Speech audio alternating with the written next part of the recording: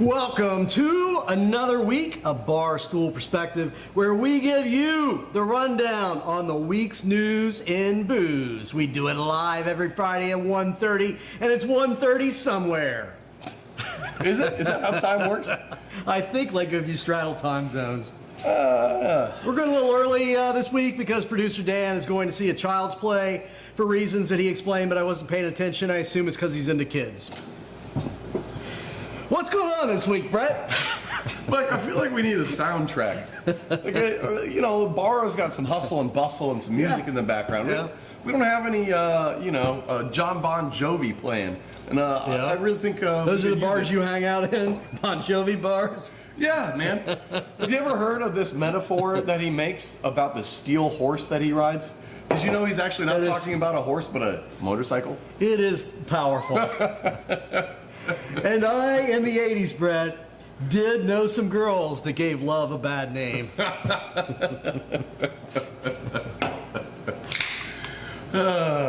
right, let's get into it. Mike, just one hot dog a day could be bad for you. That's what she said. Because of like processed meat, chemicals, all that nonsense. Processed meats and sugary drinks are both linked to hurting your blood, hurting your heart, and hurting your butt. You know what's funny about this is when I was growing up, I had this babysitter, nice woman, but she couldn't cook at all. Yeah. So like literally every day, Monday through Friday, when school's in session, because my mom was a teacher, I had hot dogs. That was lunch every single day. Was it boiled hot dogs and mac and cheese? That was my jam. Yeah, I ate a hot dog every day, so maybe that's what's catching up with me now. Hey Dan, oh there we go. Did they rearrange the layout of this? Did you do anything? I'm noticing live chat's not where I normally expect it to be on the stream. You do know we're trying to do a show, right? It's okay, Elijah. It's good to see you. Thank you for tuning in early with us. Okay, hot dogs, they hurt your butt. To bring it back around here. Well. I may or may not need elaboration on that. In short, sugary drinks and hot dogs can raise, if you just have one a day of a sugary drink or a hot dog, which most alcohol anymore that the kids are consuming is sugary drinks, and the old people, and basically everyone, because everyone loves sugar for whatever GD reason.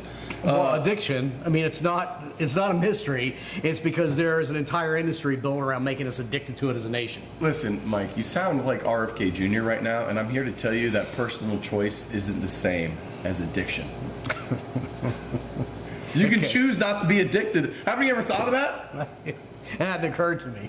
Well, you know, maybe you should think about that next time you have a hot dog while you're slamming some fucking margaritas. I'm going to go point that out to some homeless people today. They're addicted to being homeless. Personal, yes.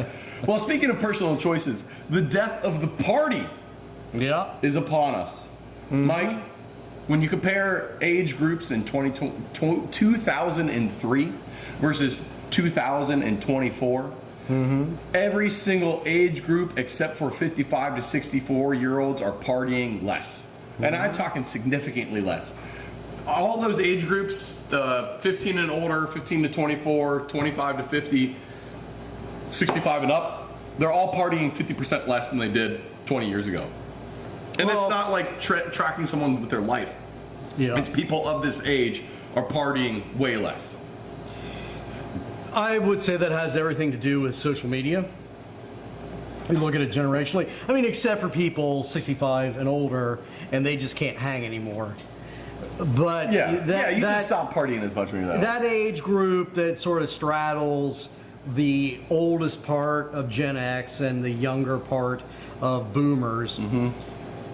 That group of people were the ones that came to sort of full maturation with zero social media. So they're still socializing in the human way that we used to do it. See, I would take the take of that age group has been relatively financially stable for their entire lives. It's probably also that as well. So when they were in their 20s, they could work a part-time job, pay for college, and probably still get wasted on the weekends. And then buy a house when they graduated with relative ease and continue to party and yada, yada, yada. It's a lot easier to party when you're not worried about buying home goods. It's probably a couple of those factors. There's for sure, like, I would be willing to bet free time as a whole hasn't changed much. It's just a hunch. I can't say that for sure. You mean like personal free time? Yeah, because the survey is based man. on free time use. How you use your available free time. The younger you get, the more likely you are to be a gig economy worker with like 4 jobs. No, that's true. That's true. But I mean, that changes the hours that you work. Are people really working 60 hours? And like everyone's got increasingly this so Sigma grind set fucking mindset bullshit that they're pouting out this, promoting out there. But that doesn't necessarily mean you're working more. It just might mean your hours are way more broken up. But I think you're right. Let me just summarize it like this. I think that, to your point of social media, while I don't necessarily agree that people are just choosing to party over social media just because social media exists, I'd argue that due to the financials and the fact that social media exists, that's where people are spending their free time rather than just meeting up in person. I'm not saying it's because it exists. I'm saying it's because culturalization changed. That was the last generation where humans just completely interacted like humans. Well, maybe it's saying the same thing. I don't know. Let's move on. Yeah, okay, fair enough. Party at my crib. I'm not 55 yet, bitches. Check the comments below. We'll dox Mike's information. Feel free to show up to his house, give him a text. Sure. He loves if you FaceTime or just hit him up on social media in general. Mike, good luck with that. There has been a rash of murdering rapist winemakers overtaking both coasts in this country, and it's about time people are doing something about it. Illegals? The murderers are working in wineries?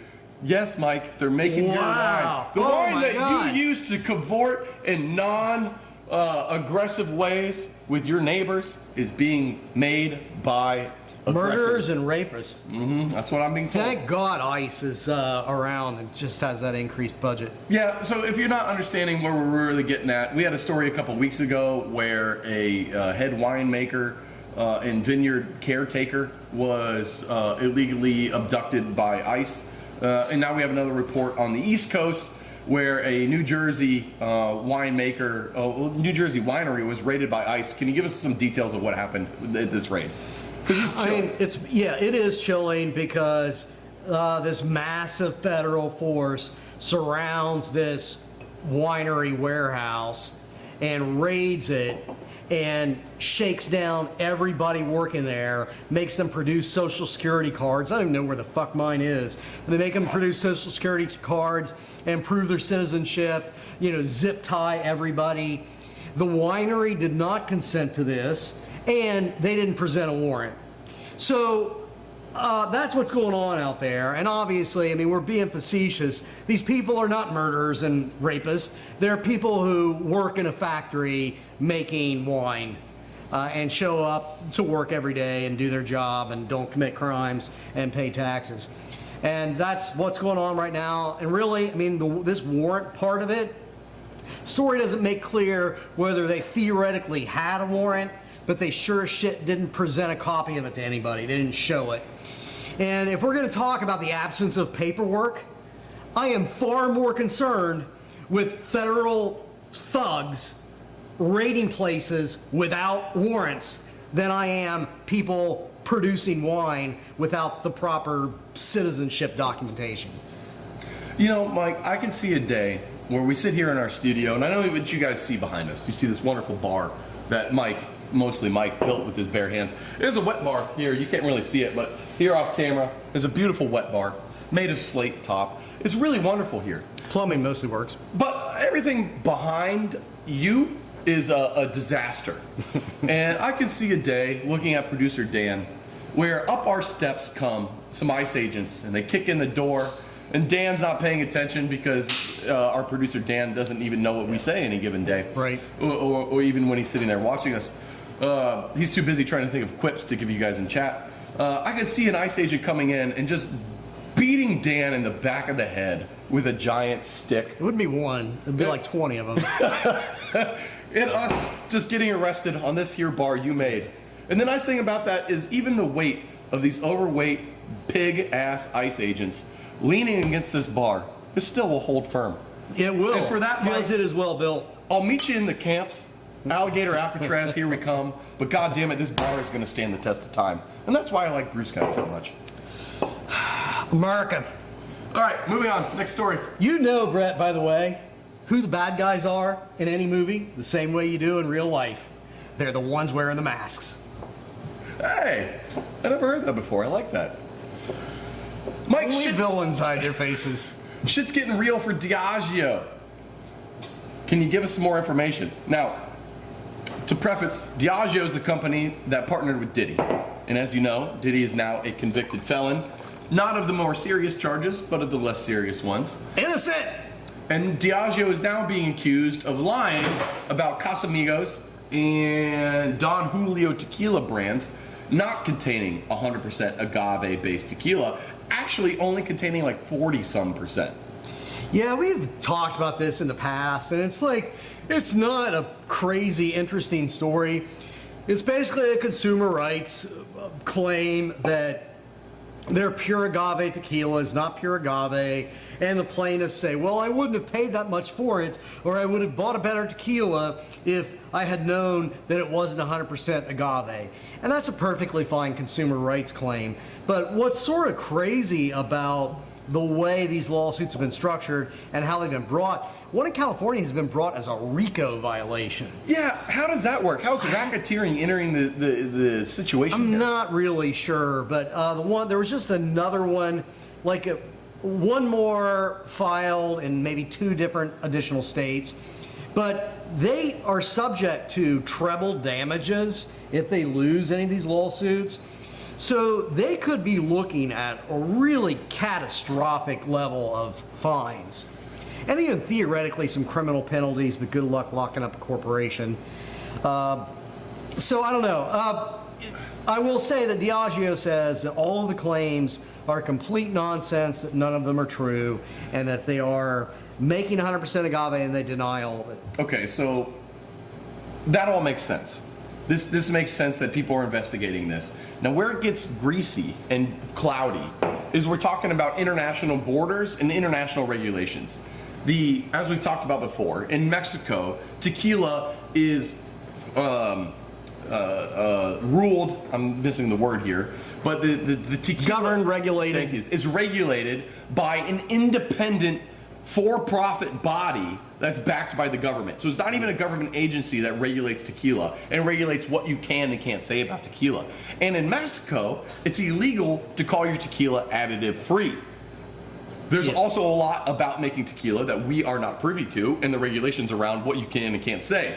However, I have a sinking suspicion, based on this lawsuit and what Diageo is facing for their tequila brands, coupled with our next story about how Patron is doubling down on their additive-free marketing in the United States, might be connected.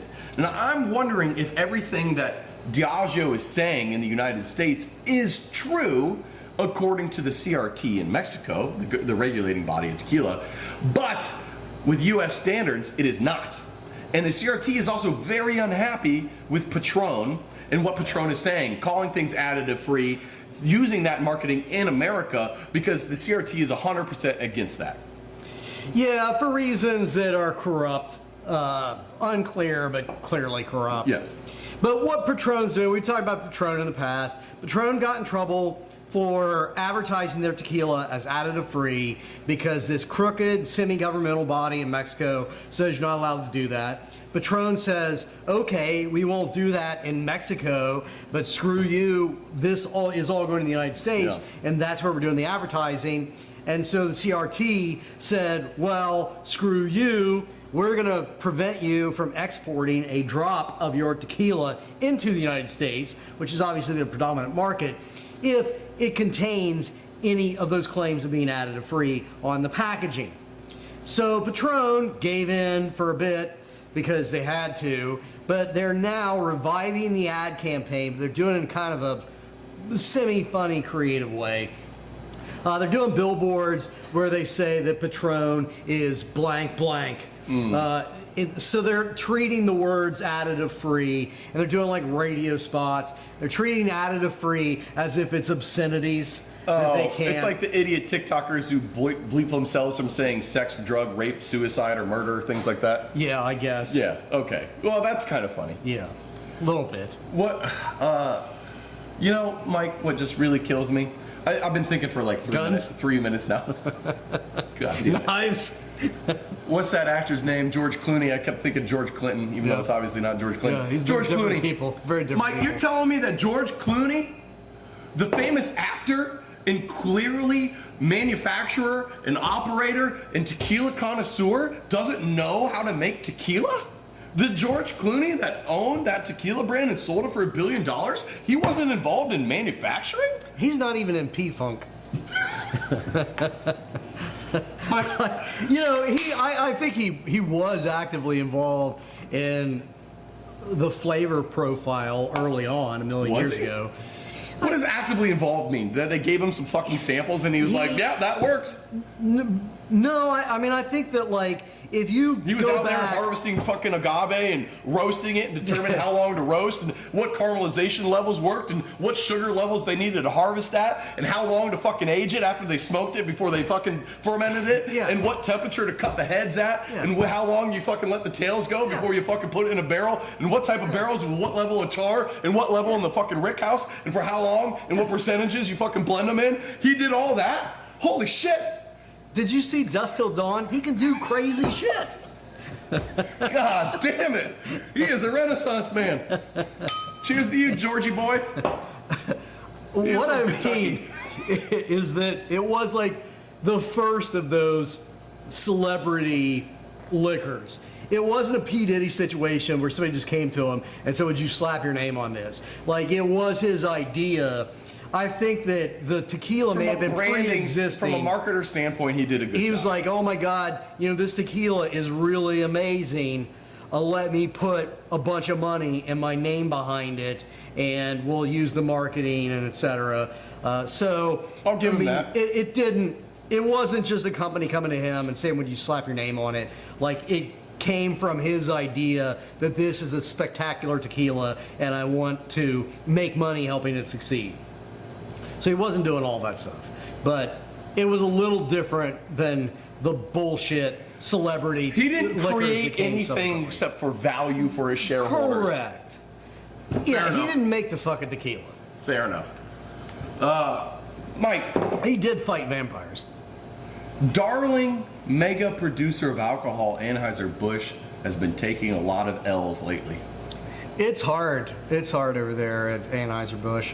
When you can't get money, no problems, Brett. That's what they always say. Well, when Dylan Mulvaney on the left hates you and Kid Rock on the right hates you, you're not left with a whole lot. Just tears. Well, thank God and money. Missouri threw him a lifeline. Money. Really? They're helping them out? Oh, yeah. I love it when the state helps small business. The American Beer Act in Missouri, the American Beer Act of Missouri, is cutting their taxes in half.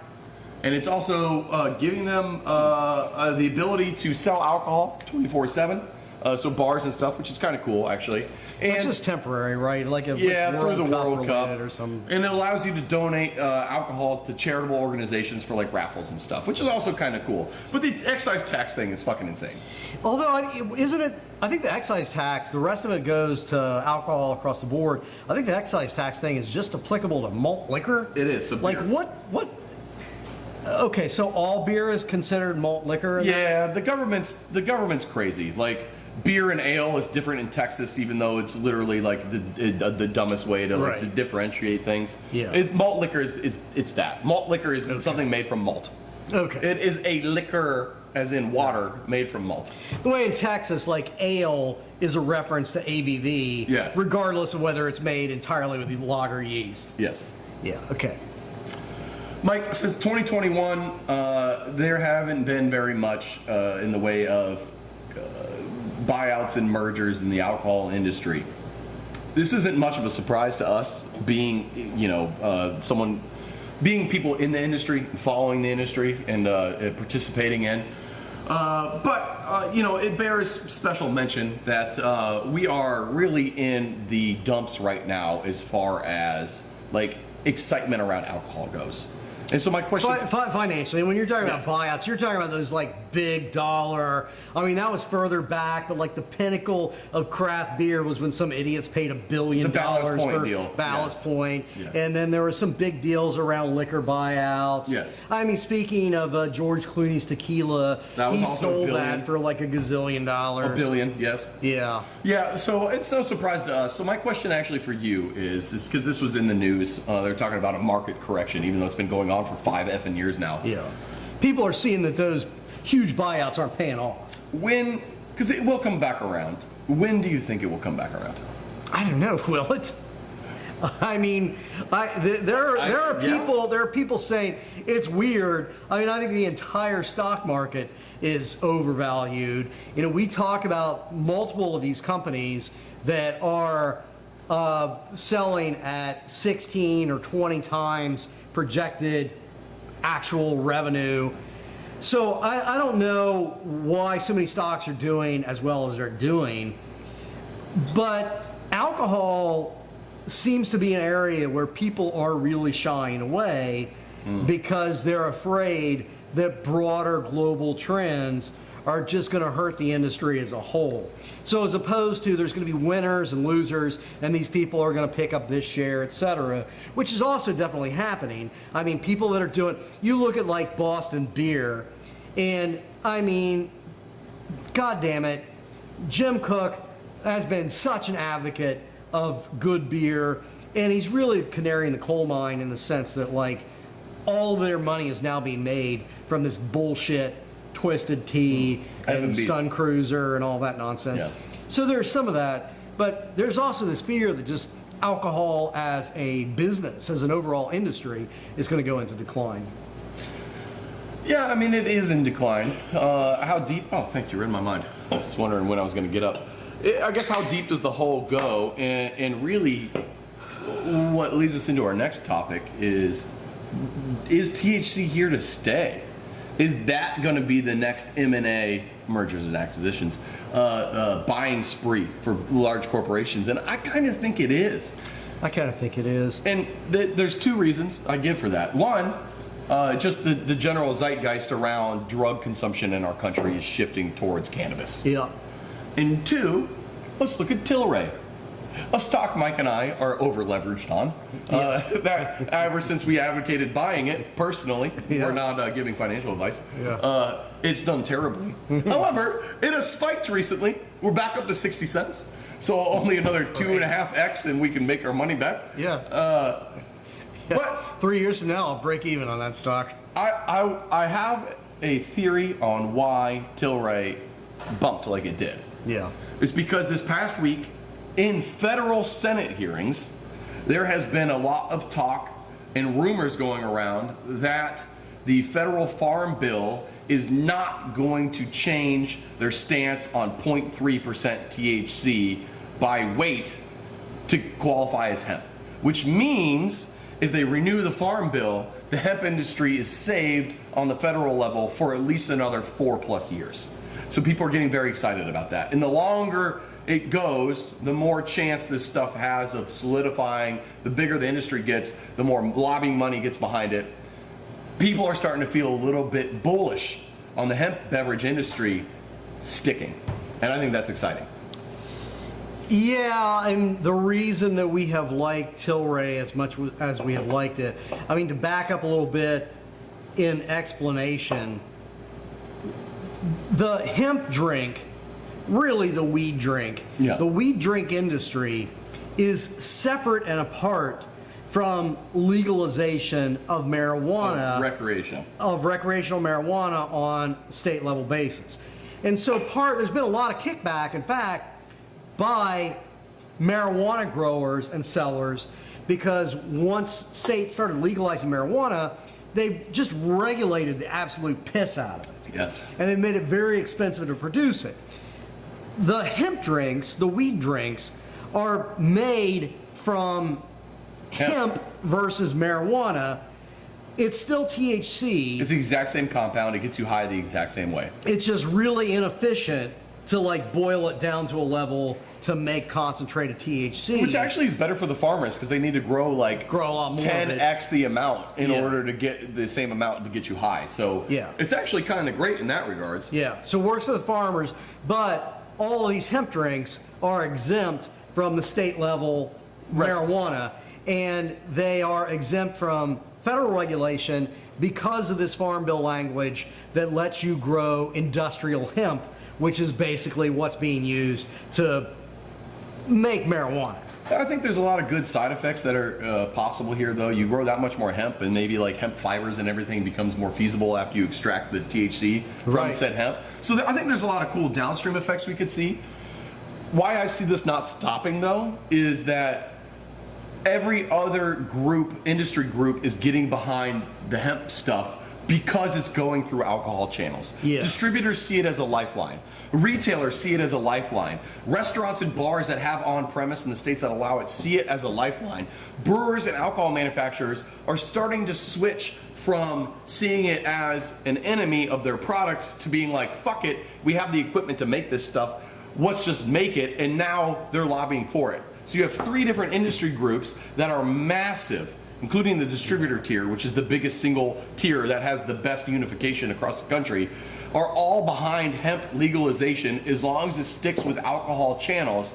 And the only group that's opposing it is the recreation lobby, which is a lot smaller and way less unified than anything on a federal level than all those other groups put Although together. it does have money behind it. It does. The way that most of these states that legalized marijuana legalized it, they did it in ways that required anybody to get into the game to have $1 gazillion to get into the game.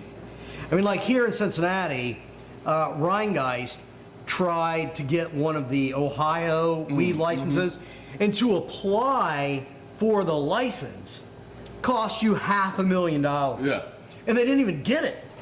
Right. It's not like the license cost $500,000. It cost $500,000 to get in the lottery. Yeah, But I think if anything, your this point helps is small correct. businesses then, Yes. because it's cheap and easy to just buy the hemp extract because you don't have to make it yourself. You just buy it and it comes in a jug and you dump it into a fucking liquid and you're done. And there is a set distribution network for it. There is. are laws in Brewers are already place. plugged into and all it's that. already 21 and ID, and you can buy it with a credit card. So It makes sense to me. I really feel good about where the cultural changes are going in our country. In that regards, I kind of think like the foundation's getting built and things are going to look a lot different in 10 years from now. And What's going on in Texas where they're trying to criminalize it completely? Okay, thank you for that question. That's a good one.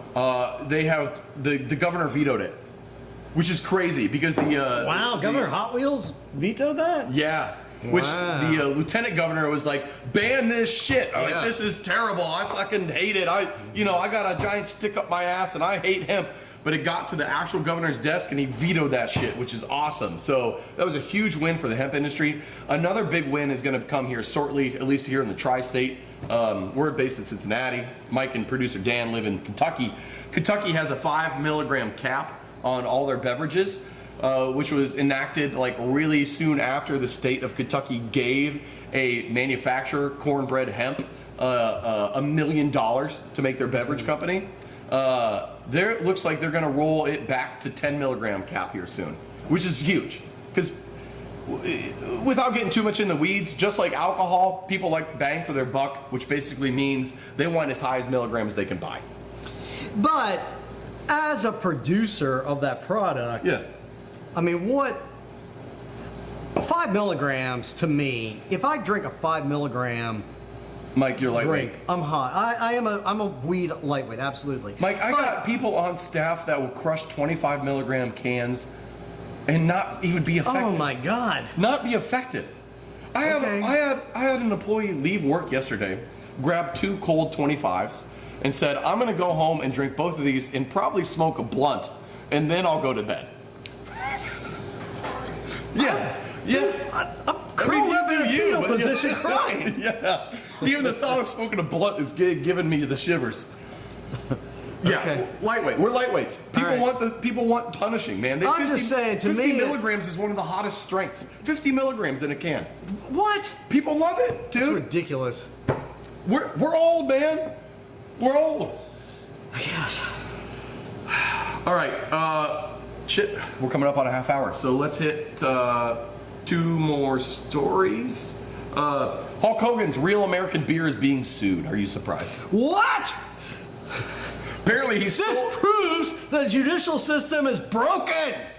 Apparently, a marketing and branding company created the idea, and then one of their high-level people left that company, took that idea to Hulk Hogan himself, and then they created it and spun up the brand, but left that marketing company out.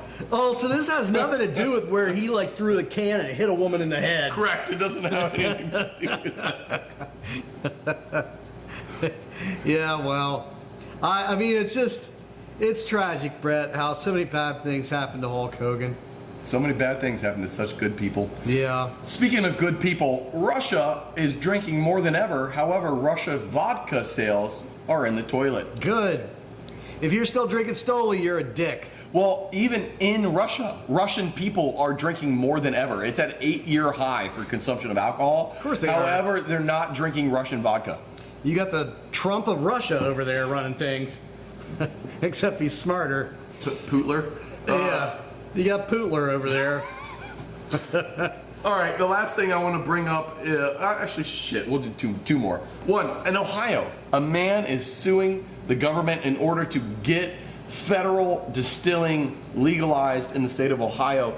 Mike, we've talked about this in the past. It's been a long time. Yeah, other states. Yeah, about a year ago, we talked about the Texas case, Yeah. where the Texas federal court ruled that the ban on home distilling was unconstitutional. Mm-hmm. We haven't really had an update since then, but now Ohio's trying to do the same. Are you pro or against home distilling? I guess I'm ambivalent. I don't really care. I think that there are greater risks with home distilling than there is with home brewing. I mean, it's pretty simple to not botch it and make yourself blind or kill somebody, but we're living in a time where people are pretty goddamn stupid. So I don't know. I'm fine with it. It's just interesting what's happening. I remember, I forget the rationale in the Texas case, but I do remember thinking that the case was right, but the rationale was dumb. To me, the rationale is all about the 21st Amendment that rolled back prohibition, but it also left everything about alcohol regulation up to the states. So I think that this federal law that bans home distilling is unconstitutional because I think it violates the 21st Amendment. Texas had some other bullshit theory that I thought was kind of stupid.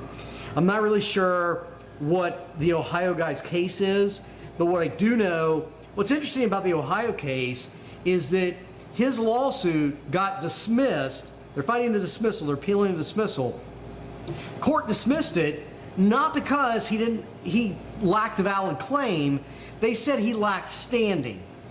And the rationale was that he couldn't file the lawsuit because to file a lawsuit, standing means you have to show that you have like actual harm, or there's some real threat to you. And the federal court, yeah. Wait, so the federal court is saying there's no threat to you? Yeah, So they're telling this Ohio guy, even though this is illegal, Yeah. you're not in any real threat of being arrested because nobody gives a shit about this law. What? Which is not how. What? I mean, maybe that's how we operate these days, but theoretically, still, if there's a law where you could be arrested for doing something, you should have standing to challenge it. I don't know how that ruling speaks to a lot of things that we hold near and dear about the rule of law. I'm not. That's not a great logical outcome from that judge. I don't. That just reeks of I'm too fucking lazy to deal with this goddamn case. You don't have standing. See you later. As an attorney friend said to me recently, Brett, we are living in a post-legal society. So, who the fuck knows? Mike, final story I have for you today is that craft brewers are getting cited about non-alcoholic beer. Good. And my question to you, Mike, is are they getting excited about non-alcoholic beer because it's actually good? Or are they just getting excited about non-alcoholic beer because they need a fucking lifeline and they have nothing else to grasp onto? And they think, for the love of God, maybe this non-alcoholic stuff will save my brewery? B. Okay. You know what's crazy about that, actually? No, what? Rheingeist here locally.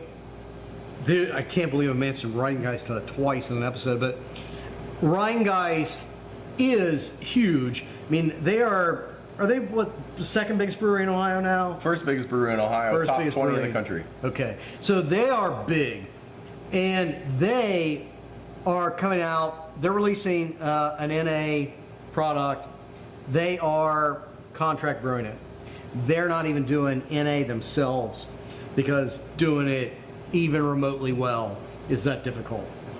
So if you're a brewery that is struggling because you can't really figure it out and you're going to try to get into the NA business, you're going to make a shit product. You're going to spend a lot of time and you're going to piss away a lot of money trying to do it. And I think it's going to hasten the demise of a lot of these people that try to get into that water. Well, I'm here for the alcoholic stuff anyway, so cheers. We love you, people. Thanks for tuning in early.